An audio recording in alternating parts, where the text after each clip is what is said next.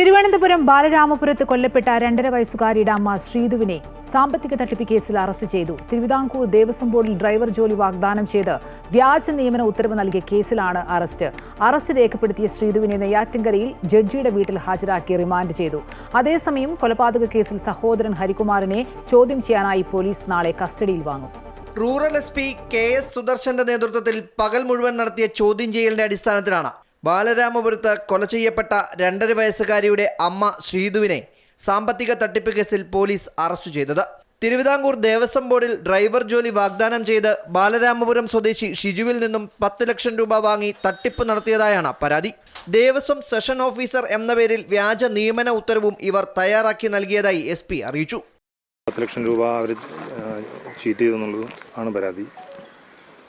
അതിനെക്കുറിച്ച് നടത്തിയ അന്വേഷണത്തിൽ ഇവർ പൈസ ചീറ്റ് ചെയ്തിട്ടതായും അതുപോലെ തന്നെ ചില രേഖകൾ കൃത്രിമമായിട്ടുണ്ടാക്കിയിട്ടുള്ളതായും തെളിവ് കിട്ടിയിട്ടുണ്ട്.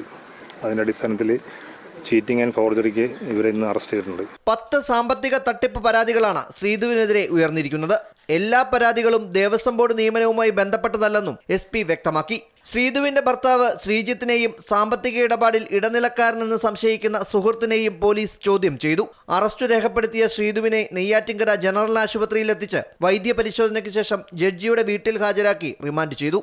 അതേസമയം 2 വയസ്സുകാരിയുടെ കൊലപാതകത്തിന്റെ കാരണമെന്തെന്ന് വ്യക്തത വരുത്താൻ ഇനിയും പോലീസിന് കഴിഞ്ഞിട്ടില്ല.